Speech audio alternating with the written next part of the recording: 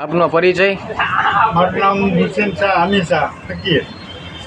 રહેવાનું અહીંયા લવિંગિયા પીરની દરગાહે. હા. અને વર્ષોથી મારા પપ્પા તાજિયા બનાવતા હતા. કેટલા વર્ષથી તાજિયા બનાવો છો? હવે મારા તો એમ માનો કે 70 વર્ષ મારા થયા. એટલે મારા પપ્પા એ પહેલા 70 વર્ષથી અંદાજિત કેટલા વર્ષથી તાજિયા બન્યા દરગાહ ઉપર?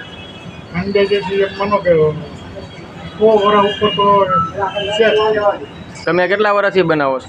હું માનો કે મારા 70 વર્ષની ઉંમર છે એટલે હું 20 વર્ષથી તો બનાવતો હોય છે. એટલે મારા 50 વર્ષથી 100 વર્ષ અંદાજિત પૂરા થયા. આજ 7મો ચાંદ છે તો નિશાન ઉપર છે આજ?